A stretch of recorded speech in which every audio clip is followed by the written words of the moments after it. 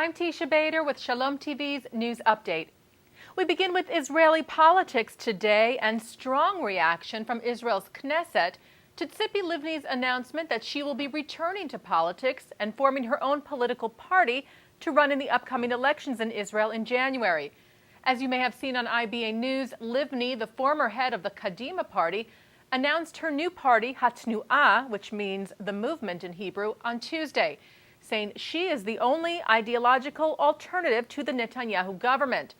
Responding to the news, Labor Party leader Sheli Yachimovich said that the formation of an additional party in the political center is a mistake. Yachimovich said that instead the center should, quote, unite to create a great force that will be able to replace Netanyahu.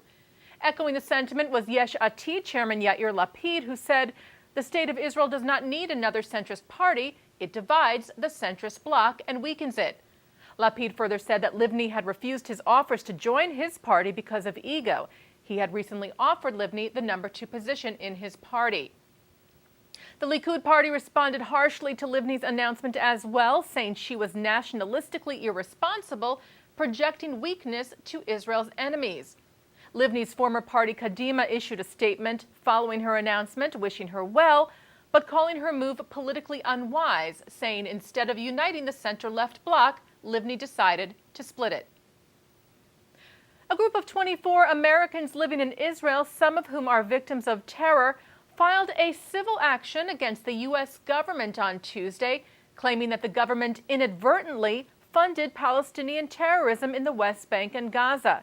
The lawsuit filed in Washington, D.C. claims that the State Department and Secretary of State Hillary Clinton ignored congressional safeguards and transparency requirements attached to U.S. aid to the Palestinian Authority, allowing for the funneling of funds to Hamas, the Popular Front for the Liberation of Palestine, and the Palestine Liberation Front.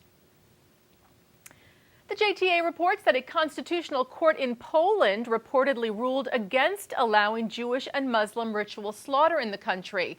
According to Piotr Kadalczyk, president of the Union of Jewish Communities in Poland, the ruling said that the government had acted unconstitutionally when it had previously exempted Jews and Muslims from stunning animals before slaughtering them according to religious ritual. Kadalczyk told JTA that his group was seeking legal advice on the matter. According to the European Jewish Congress, there are approximately 6,000 Jews living in Poland today. And staying with Europe, far-right Hungarian lawmaker Martin Gyöngyösi has suggested that Jewish members of the Hungarian parliament be counted and registered, quote, in order to avoid the national security risk caused by the Jews. Gyöngyösi is deputy leader of the ultra-nationalist Jobbik party. He made the comments Monday in a parliament session during a discussion of the recent conflict between Israel and Gaza, where he said, I think such a conflict makes it timely to tally up people of Jewish ancestry who live here, especially in the Hungarian parliament and the Hungarian government, who indeed pose a national security risk to Hungary. The Hungarian government spokesman's office issued a statement on Tuesday condemning Gyöngyösi's statement and saying that it takes the strictest possible action against every form of racism and anti-Semitic behavior and does everything in order to ensure that malicious voices incompatible with European norms are driven back. The Simon Wiesenthal Center condemned the statement as well.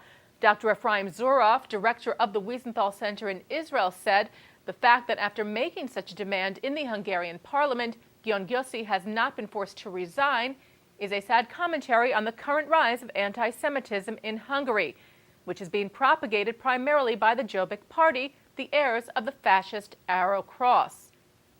Zuroff welcomed the Hungarian government's condemnation, but warned that more had to be done to fight against Jobbik's campaign of hatred. And finally today, World Jewish Congress President Ronald Lauder is calling for the suspension of the Italian soccer club SS Lazio if displays of anti-Semitism from the club's supporters continue. Lauder was responding to a recent incident which occurred during a Europa League soccer match between Lazio and the English club Tottenham Hotspur in Rome on Thursday, where Lazio fans chanted anti-Semitic slurs. Lauder called on the European football governing body to take strong measures against Lazio if racist outbursts continue. The only way to overcome this ugly phenomenon, Lauder said, is to threaten tough consequences for clubs who don't take their obligations seriously to keep hate mongers and racist thugs out of stadiums. And that's Shalom TV's news update. I'm Teisha Bader.